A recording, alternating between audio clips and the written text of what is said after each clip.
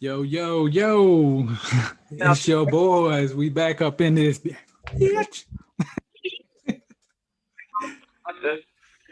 We're gonna welcome everybody back to the King and I Life podcast. I am Sun Soul Lex, and this is my homeboy, my brother, my partner. go Toucha the poet in this joint, and if you can hear that in the background, that's Sweat Artiste. Me things, baby. I'm gonna let them figure that out. Yes, yes. Y'all make sure y'all go and support my boy. Just listen. That's it. Just listen to his music. It shows support. Um, Tonight we got a topic that a lot of people I think will be able to identify with.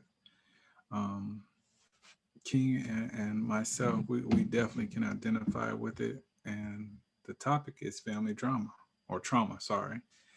Um, but before we do that, we're going to say please check us out on Facebook, YouTube, and on YouTube, make sure you hit that like and subscribe. And That notification bell.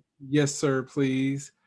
And we're on all your major podcast platforms, man. Just Even the ones you ain't heard of, we on them.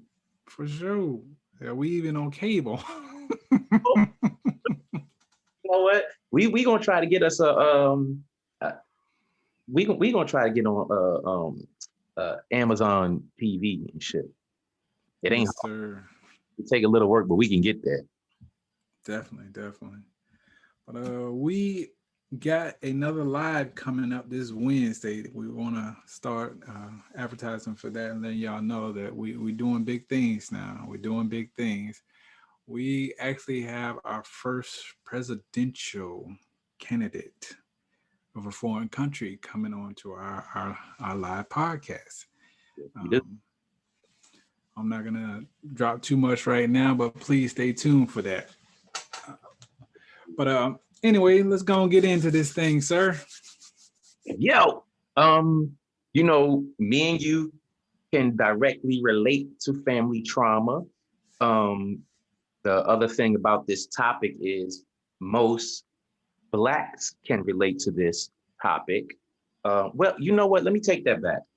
A lot of people around the world, and this is only my experience, mainly in America, a lot of people can relate to this. This runs deep from the beginnings of time. We can read about it, we can watch movies about it, but this is one of those things that it started way, way, way, way back, and it has worked its way through generations, and it's still going on to this day. So when we get into these talking points on this topic, let it sink in, let it marinate in your brain. See how this has affected your life or even affected your family overall, and try to heal those wounds out there, because this runs deep with a lot of people. So pretty much we're gonna jump into this conversation and dig into the lack of strong family history, mainly with minorities. But again, I will stress, this does not only happen to minorities. It happens all across the board. Yes, sir. It definitely does. The thing about it is with family history, because a lot of families have been broken up over generations, whether it be, a couple situation where the mother left the home or the father left the home. I think that leaves a track that trickles down through generation of generation of, kids growing up and being in that situation where they're faced with the same dilemma as their parents.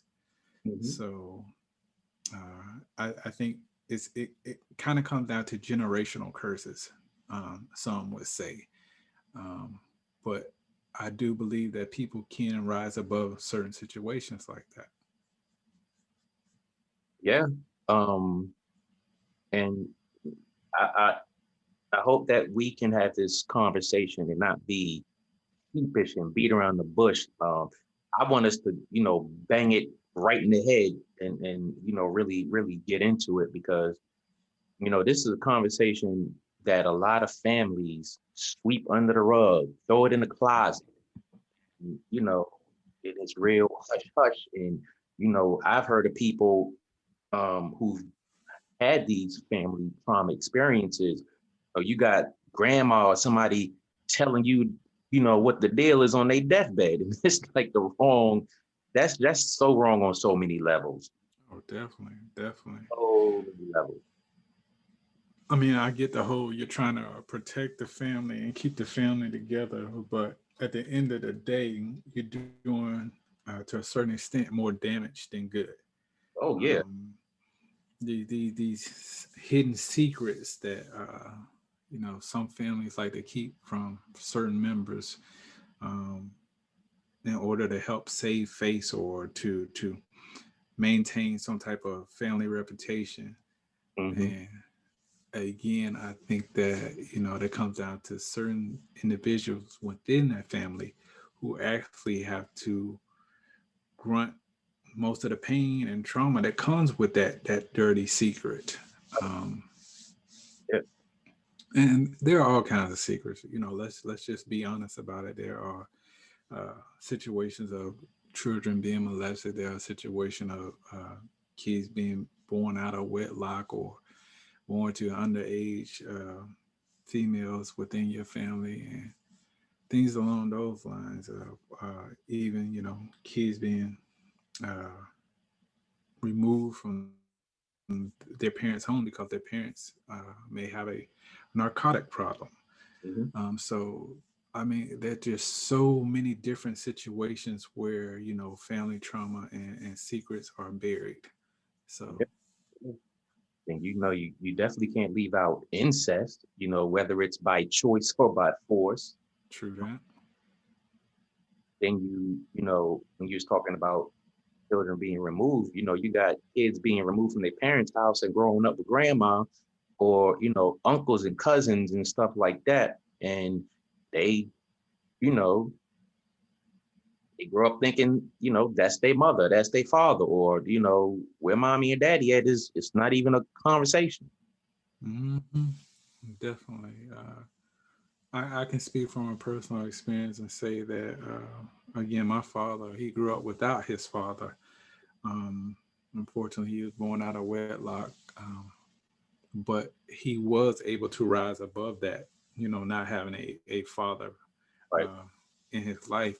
He just had male uncles and things along that line that, helped, guide him along his way. Mhm. But it's kind of crazy, man, because thinking about it now, thinking back, I can remember holding a conversation with my dad, and hell, I may have been like 23, 24, Mm. somewhere around there. But anyway, he had been drinking that night, just chilling, just me and him, just two dudes, a father and son, chilling out, watching TV and shit. And for some reason, I don't know what brought it on, but he started talking about him and I and how he wished he could have been a better father to me. I'm like, wait a minute, dude, hold on now. Where's this coming from? And it was like, growing up without a father and how much that affected his life and shit. And anyway, to make a long story short, man, he just gave me a spiel about, about always wanting to make sure he did his best for, not only me, but my sisters and, my mother. But he was telling me a story about growing up, not having his father in his life and what it was like growing up, basically being raised by his great auntie, Hmm. because his mother wasn't in his life like that. She was trying to pursue a nursing career and raise two other kids uh, that she did have within, a marriage union. But anyway, I'm not gonna get too far in details. That's his business and what he shared with me. But anyway, to have, that type of pain uh, come back and play a role in this in a moment in time, where he felt like he wanted to engage with me about some of the trauma he had went through, growing up. Mm-hmm. But again, I say that to say that even though growing up, I had no clue about all the things he told me that night. No clue. I mean, he really, for lack of a better word, he held it in and just carried it. Like, Right. this is my secret, and I keep rolling with it. And that's kind of like what we're talking about with family trauma and secrets. Like, there are who knows how many people on this planet who are carrying shit that Right. happened to them, growing up, that it's very rare that they even share it with someone other than uh, maybe their son or their daughter, or sister or brother, or whatever the case may be. Sometimes it's your wife or your husband. So definitely, I feel like some people carry it a hell of a lot better than others. That is true. The sad part about even that is, some people, they either bury it and live past it, they bury it and it affects them in ways. And, because they don't speak on it, you never know what's going on with that person. Or some people turn that into anger and act out, and it affects them, their everyday life and stuff like that. Um, some people, you know, just can't manage overall, and it, causes resentment and all kind of other things. But when you was talking about your father, um, you don't even have to get too deep into that his story, because that's his story. But his Right. story is literally my story. Um, and I've said this several times. I didn't meet my father until I was 25. Um, and you know, I was angry, always angry about it. Um, and I always said when I saw him, I'm gonna punch him in his face. But when I saw him, I was like, you know what? I'm good. Um, that has affected me in a lot of ways, good and bad. But I think it affected me more for the good because, like your father said to you, he wish he could have been better. I've said the same thing to my kids. And in my head, I always said I want to be better than that. Um, Right. but when you look at it and talk about generational and genetic trauma being passed down, um, it that is definitely generational. Um, you know, it's hard to say how far this goes back, um, and the effects that it has had on humanity, period. Because Right.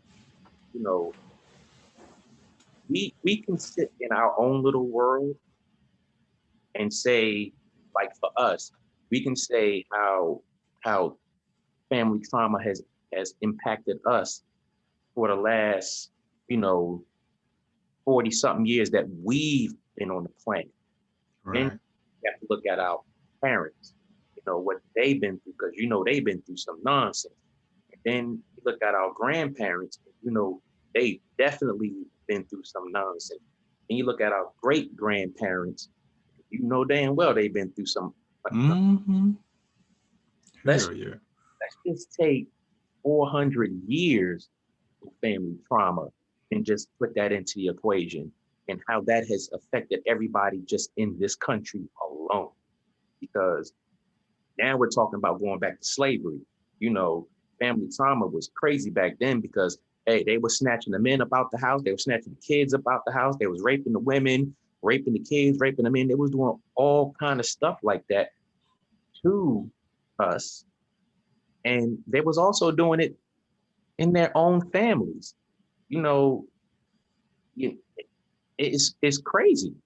Um, and then the genetic trauma, you know, we pass certain things down from generation to generation through to our kids and stuff like that. And, you know, sometimes the apple don't fall too far from the tree.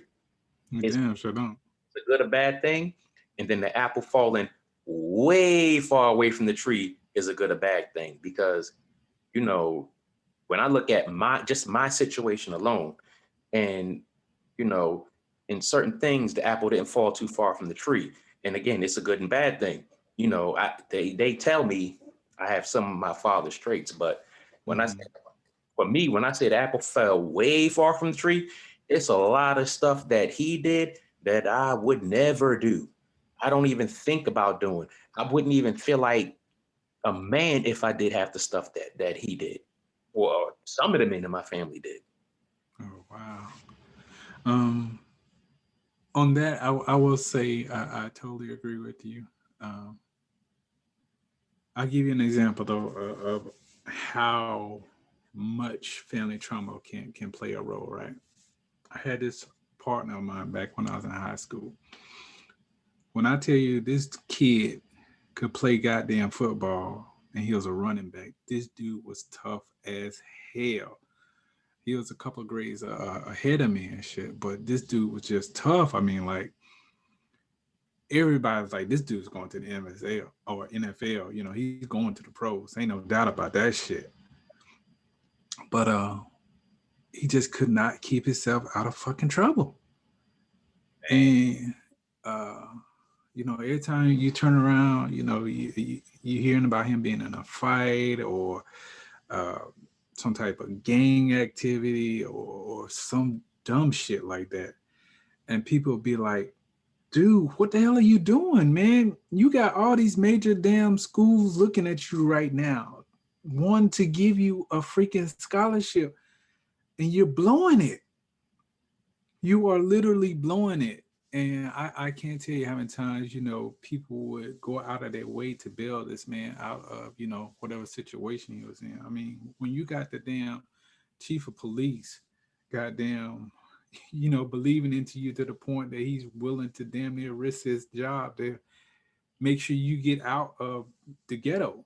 Right. Um, and then, you're not being responsible enough or understanding enough that people are actually putting themselves on the line to make sure you have a good life, that you can get the hell out of here. But anyway, to make a long story short, he got himself into a jam where someone actually ended up in the hospital and were basically on the machine to keep their ass alive. It's one of those situations where a lot of people got into a fight and shit got out of control. And because you're the most notable name in the damn situation, everybody's gonna point the damn finger at you. So instead of him, trying to fight to, clear his name and say he had nothing to do with it, which he didn't. He was there, but wasn't directly involved in that particular fight. But anyway, he just gave up, man, after trying to fight and say, it wasn't me. And everybody's saying, well, you've been in so much damn trouble and, you did this, you did that. How can we believe you didn't have anything to do with it? So anyway, after that, man, he stopped playing football. I mean, it's almost like the end of the damn season and shit. He just stopped playing. He was like, fuck it.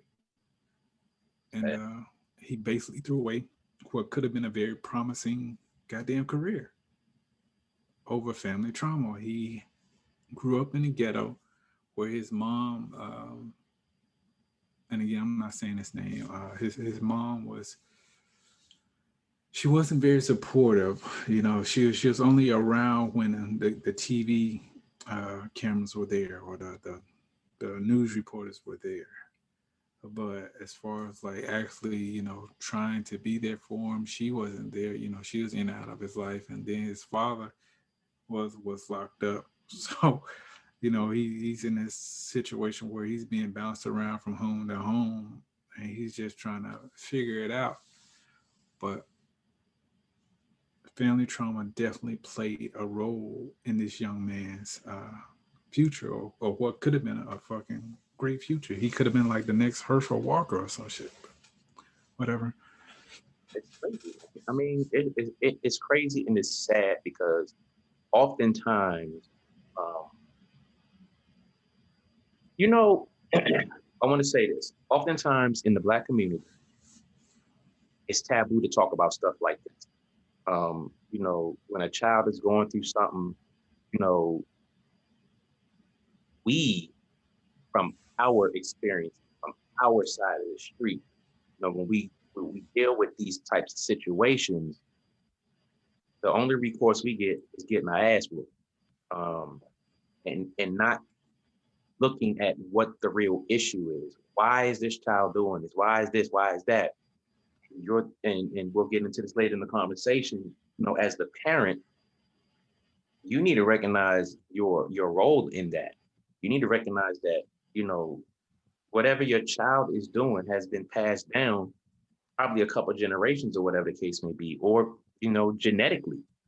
Um, and then you also, I've known other races who've had the same thing going on. Um, like when for us, when we see, for instance, a Caucasian kid wilding the hell out in the store and their parents are not doing nothing, we sitting there looking at that like, what the hell? Like, I would whoop that child's ass. Um, I mean, it's crazy. And we on from our side of the street, we look at that, we laugh at that, we be like, oh hell nah. But you never know what type of family trauma is going on in that situation to where that child is acting like that. Because I can honestly say some of us have grown up and said, well, I'm not going to put my hands on my child and do this and do that and do this, do that. The ironic thing is some of them may not put their hands on their kids for that very same reason.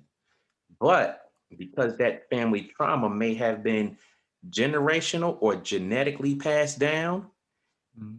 they might not have a clue. It might have skipped them and went to their child and they don't know how to handle that. So now you got this other type of family trauma to where these children are knocking their parents around and all kind of crazy stuff like that. So this is one of those things where you really need to look inside of yourself, look inside of your family dynamic, and everybody needs to reconcile this and come to terms with it and sort it out. Man, it's crazy. Uh, you would say that um, again. I totally relate to the part of people when their kids act out. You need to ask motherfucking questions. Like for real, you need to ask questions. Like, why is my child acting like this? What's Real. what's going on with my child? Like my child wasn't acting like this a week ago, or last month, or whatever the case may be. But instead of, especially I think in our communities, instead of asking a child, we just beat the shit out of the child. You know what I'm saying? Like spank the child for acting up, like you're misbehaving, you're embarrassing me, or you're crying out for attention, and it's not necessary. But again, when you find kids acting out like that, it's usually because there's some shit going on behind closed doors that people do not want to discuss. They do not Like, discuss it. It's like, nope, we're gonna keep these family secrets. Like we're gonna keep them deep in the clip. yeah, and the kid is like, something dramatic has happened to me here. Who the fuck do I tell? Right. Who do I come to and tell that something is happening to me, whether it be a one-time incident or repeatedly? Right. But again, parents were, or some parents are so Deep back. exactly, and not in tune with their kids, that they totally miss it. It totally goes over their head. You know what I'm saying? And Yeah. if people would just stop and take the damn time instead of just chalking it up to my kid is misbehaving or my kid has a behavior problem or whatever the case may be, but actually stop and take the time and ask your kid what's going on with you. Have a conversation. Yeah, and I think that is the biggest part of it is you have to have that conversation with your child. Yeah. Um, there are so many situations where, especially like with single mothers and having boyfriends that come into the home when she has, you know, a daughter or maybe several daughters. You just never know, but or even a son. And the next thing you know, you find out that the damn boyfriend is messing around with the daughter. Like, how do you not freaking know this? Like, why do you not take the time to see check on your child, especially when you know that, you know, it may be just the mother and a daughter, Yeah. but she's just acting out because she wants attention. No, she's acting out because Something is going. not, yeah, something's going on, man. Mm. When you talk about that, that brings to mind several years ago, a friend of mine reached out to me for a picture of me in my army dress uniform because she knew somebody who was putting together a video talking about this very topic. And the gist of it was the the father. My role was the father. My picture was the child's father. Hmm. Mother had a boyfriend who molested the daughter. And the mother was just like oblivious to everything. Um, and when she told her mother didn't believe her. Um, Yeah, those are words. it was crazy, and it's like, stuff like that happens, and you gotta understand the impact that that has on a child, whether it's a boy or a girl. It has a devastating impact on them. So, a lot of times we see young ladies, exhibiting certain behaviors, and we're like, oh, she just trying to get attention. Oh, she's fast. Oh, she's this. Oh, she's that. Be that as it may, um, it's either you have to understand where that's coming from. It may be a choice, but it may be a choice. It may be a learned behavior, or she may be acting out from some traumatic experiences. And, you know, you just can't ignore that type of stuff. You need to pay attention to your children. You need to understand your children so that that family trauma does not get passed on for more generations. Oh hell yeah! And the thing that really gets me is like you said when the mother doesn't believe the child. Mm, Like, what the hell makes you think your child? In most cases, I'm not gonna say all cases, but most cases, is gonna lie to you about being touched by someone inappropriately. yeah. And I have seen cases where some females get jealous of the goddamn daughter. Yeah. Like, Like, come on, really? You grown. like you're really jealous of your daughter who's telling you there's an issue within your home. Yeah. You taking it like she trying to steal your man. What? Mm, Are you serious? it's just crazy. But Crazy. they don't really get it. They feel like the man is the damn prize. Yep. So they feel like they're in competition with their own damn birth child over a man. Like, are you fucking nuts? Are you nuts? Bananas. Mm, But anyway, um, I just think that people like that really need to seek psychiatrical help because need when it that. comes down to the safety of my own child, um, there's nothing my child shouldn't be able to come to me and talk about. Right. Yeah. Yeah. My child is very young, and I constantly talk to him. Mhm. Constantly talk to him. It's What's good. going on, buddy? How's your day? What's good with you? Good. Like, talk to his ass like he's an adult sometimes. And I guess a lot of my family, they don't get that. Like, why do you talk to him like he's an adult? He's a child. I'm like, no, It's not, he's a man child. it's not really talking to him like he's an adult. It's talking to him in a manner in which he's not going to talk back to you like a little like a he's going to have an intellectual response to you. Right. He's not going to have that little shyish nervous conversation with you where he's probably scared to say certain things to you. No, you're having this conversation with your child in the manner in which this is my child. I want my child to be able to look me in my face and be like, hey pops, blah blah blah blah blah, whatever the case may be. Exactly. And that's exactly the type of communication I try to establish with him, just constantly on a database or day-to-day basis, or whenever I see him, and be able to spend that quality time with him. Yeah, that. I'm constantly talking to him. When Yep. I put him to sleep, I'm talking to him. He Mm, already snoring and every damn thing, slopping on me and everything, but I'm still talking to him because I realize that although he's asleep, his subconscious can hear me. oh yeah. Oh yeah. Yep. But in a lot of cases and circumstances, we find that family members protect the abusers. Why is that?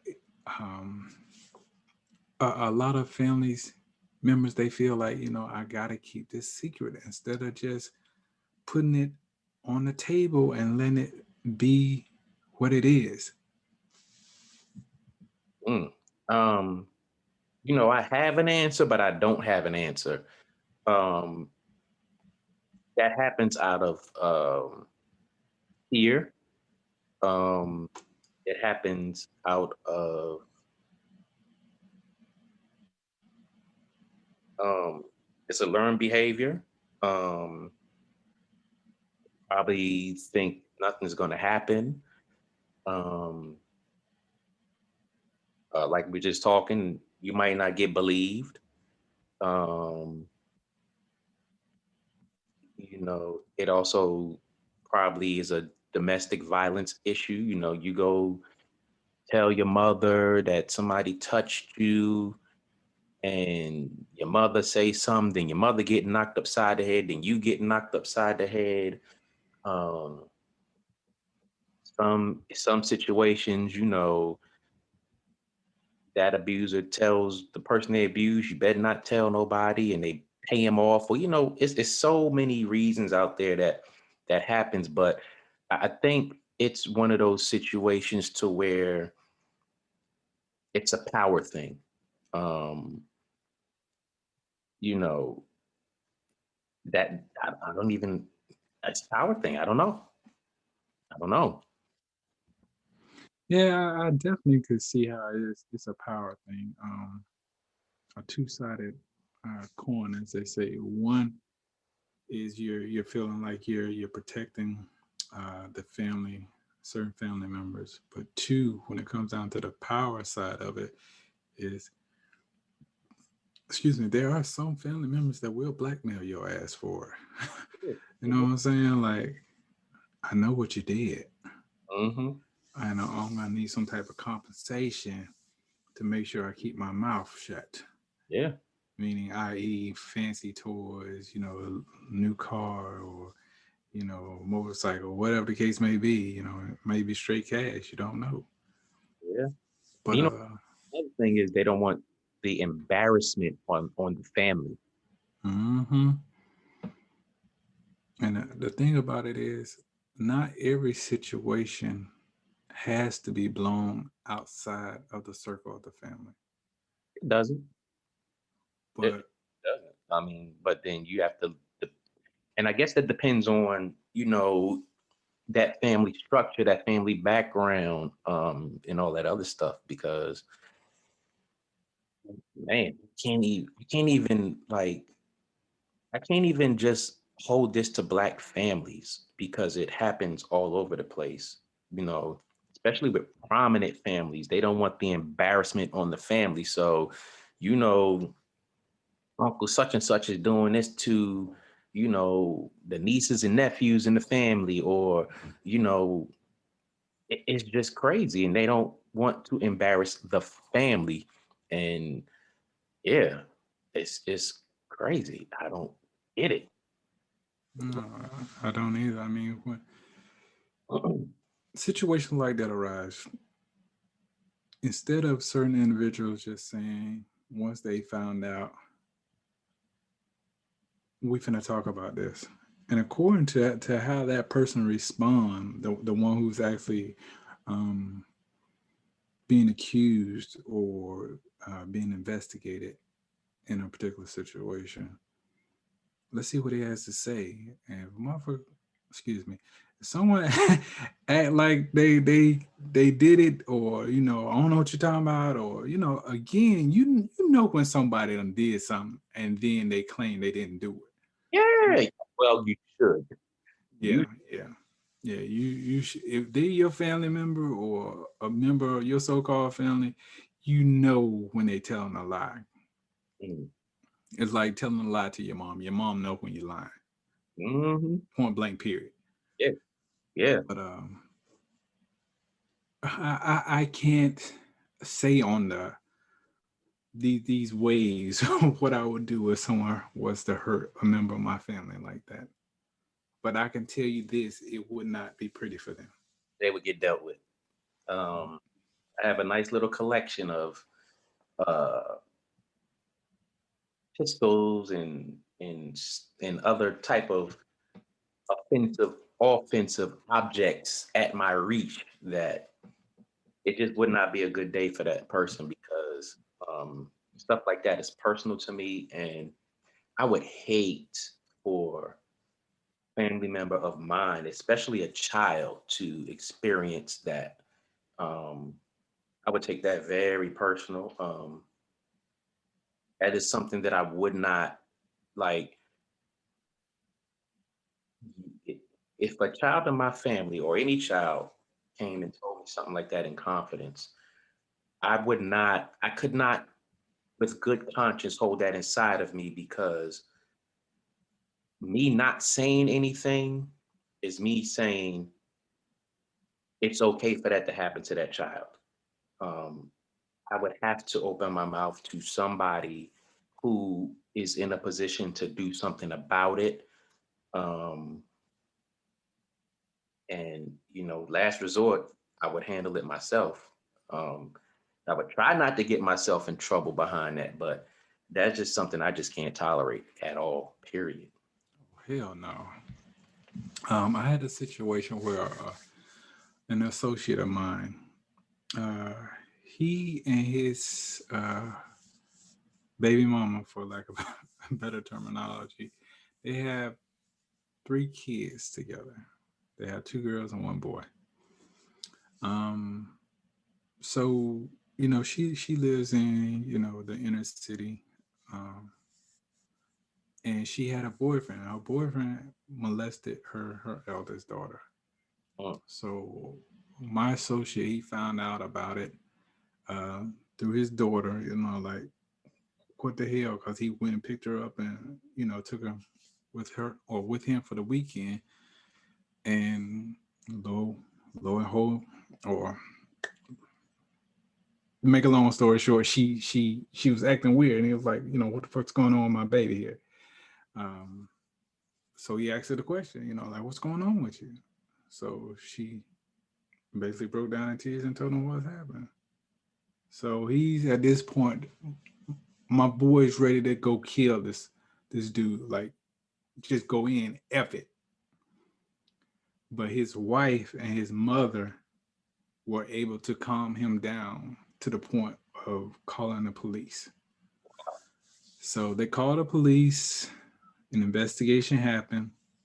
They removed, all three of his kids from that home and put them in the custody of their father. Mm. So now here's the kicker. So the mother of the children complained because the kids are no longer in her home. She's worried about child support. She's worried about child support. So uh, after I want to say like 4 or 5 months, something like that, the kids are taken from their father, who's a protective father, and placed back within the home of the mother who knew about this, knew about it, Mm. and didn't stop this man. Mm. And the whole while this man got locked up, she's doing everything within her power to get this piece of crap out of jail. Mm. So he's out of jail now. He's on what do they call it? Mm, Not probation, but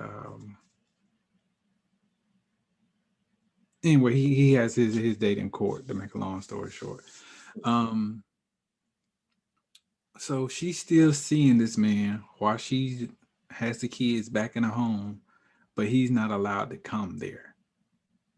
But of course, Disrespectful. he still comes there. That is so disrespectful.